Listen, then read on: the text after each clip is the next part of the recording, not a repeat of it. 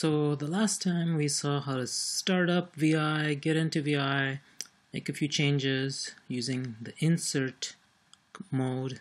You just enter the letter I to get into command mode, and then you can use :W to write to a file, and then :Q, or you can combine them to enter : and then WQ to write and quit.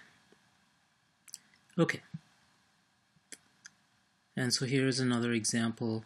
You VI, enter some text using I, hit escape. Oh yeah, I forgot that. Hit escape to get out of text input mode, and then use the WQ that writes to this file, and in this case you can see that it's a new file, 3 lines, 112 characters, and the Q gets you out back into shell mode, or it gets you back into the shell.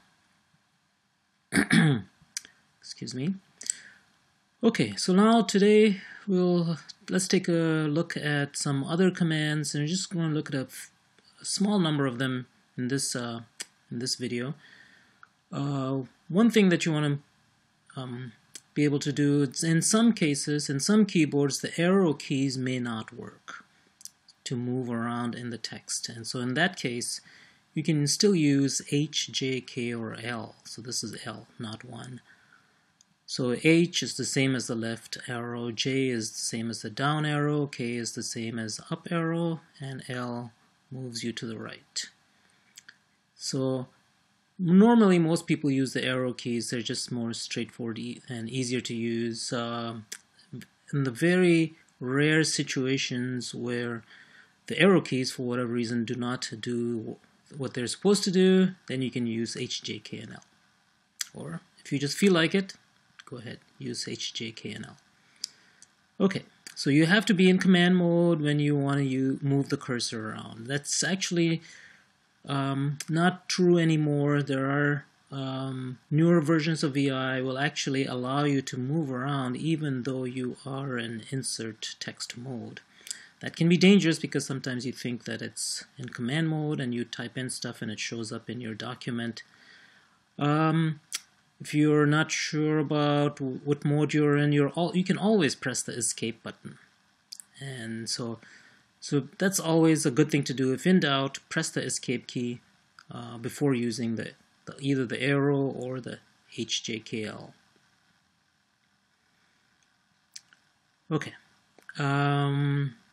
Always good to make sure caps lock is off. Check that.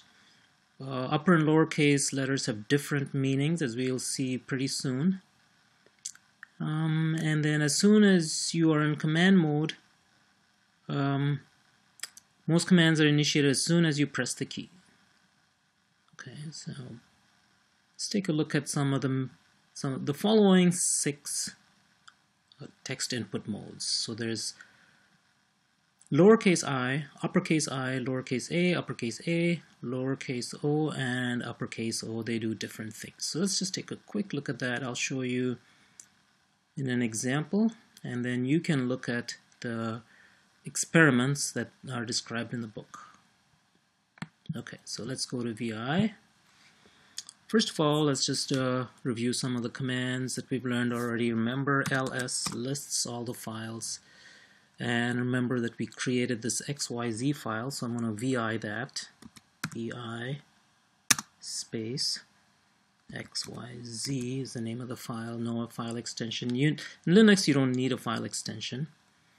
It used to be the case in Windows that you had to have file extensions, but now it's like Windows. It's like Windows is just like Linux. Okay, so VI XYZ. I'm going to hit Enter. There it is. I'm going to use my arrow keys. I'm going to move down, arrow down, arrow down, arrow down, arrow to the right, arrow to the left, and down, arrow to the right, and so on. I can go arrow up here too. Alright, good. At this point, let's try some of the 6 commands that you can use to insert text. See that there's more.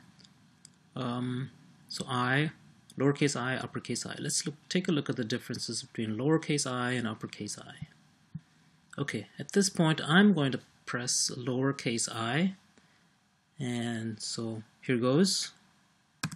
Lowercase I, get into insert mode. Notice that the cursor did not move. It just stayed exactly where it was. Okay, so I'm going to type in 1, 2, 3, 4, 5, 6, 7, 8, 9, 0. Okay, and you can type in anything. You put spaces, type in stuff. It all goes right exactly where I was. Okay, so I'm done entering stuff. I'm going to hit escape. And you can hit escape many times, doesn't matter. So I'm going to hit escape a few times, doesn't change anything. So doesn't matter. Okay. So I'm going to go back to where I was, right? And now I'm going to show you what happens if you use uppercase I to insert. Okay, so here goes. I'm going to put in uppercase I, Shift I. Notice that besides the insert status popping up at the bottom, the cursor automatically moved to the left end. So uppercase I, what it does is you still go into insert mode, but you get to enter in a new line of text. This is usually what it's used for. You enter in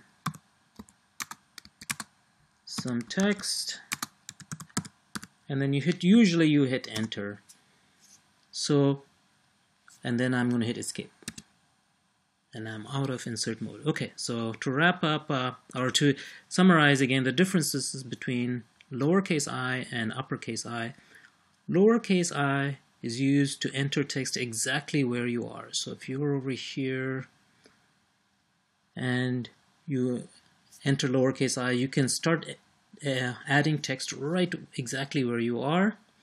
And uppercase I, on the other hand, inserts text at the beginning, and it's usually used to add a new line before the current line that you're on. So no matter where you are on this line, whether you're here or at the end, now I enter in uppercase I, so Shift I, and you can add another new line. That's usually what it's used for, although obviously you can do anything you want.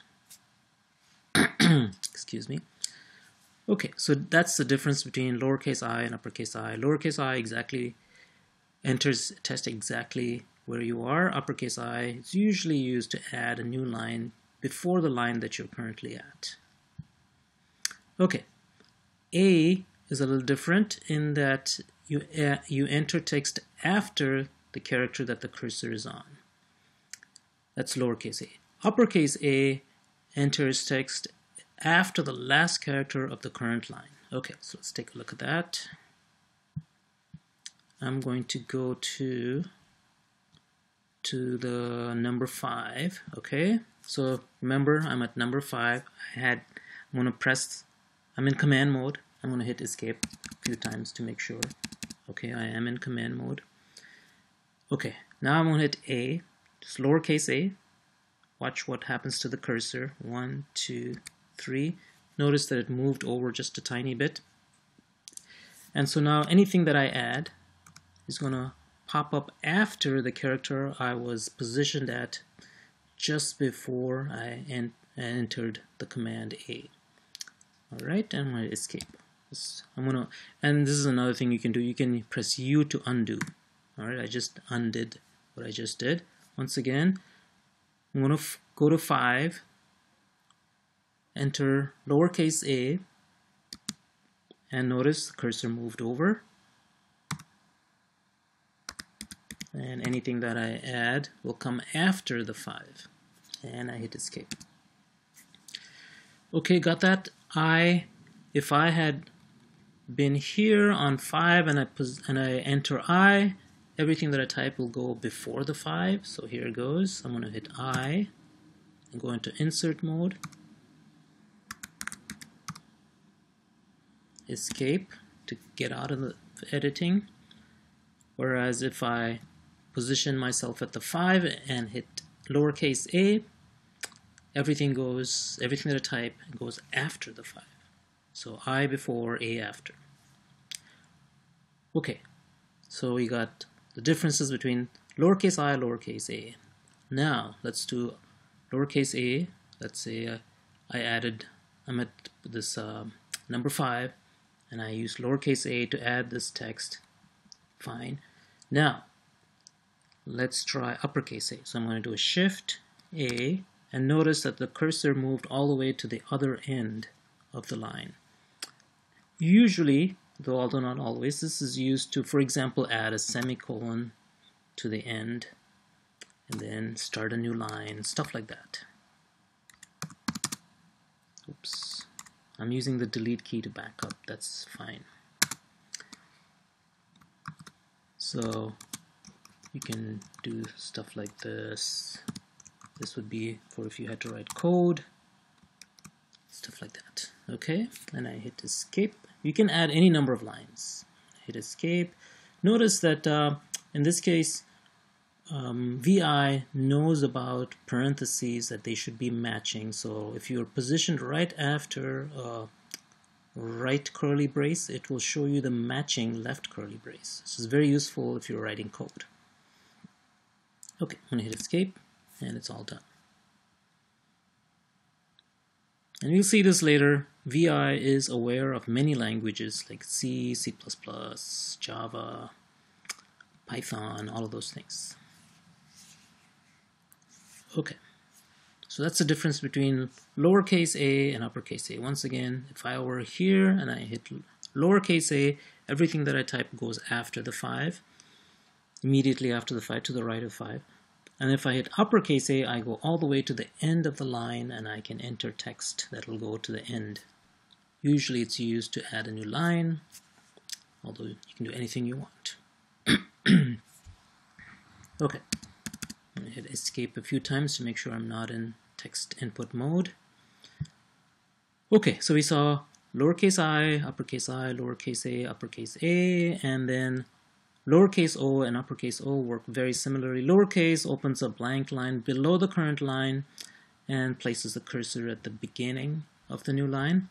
Uppercase O opens a blank line above the line, above the current line, and places the cursor at the beginning of the new line. Okay, so the difference is where you enter text. So let's position ourselves once again at the 5. I'm going to type in lowercase o.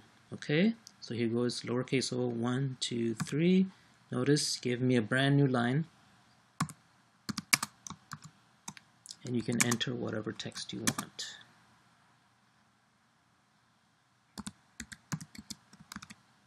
Something like that. Okay, and I'm going to hit escape. Good. I'm going to go back up here.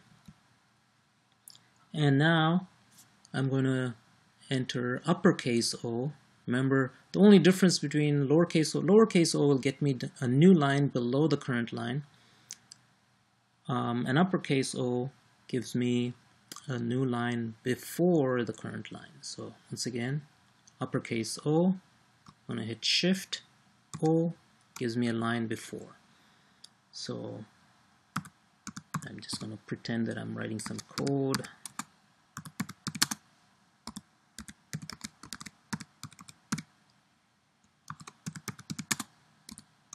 Okay, so everything that I typed went before the line that I was currently at. I'm going to hit escape because I'm done. Alright, so once again, lowercase o gives you a new line. You still get the insert status line. Doesn't mean that you're in I mode, it just means you're in text insert mode. You can enter anything you want. I'm going to hit undo, U for undo.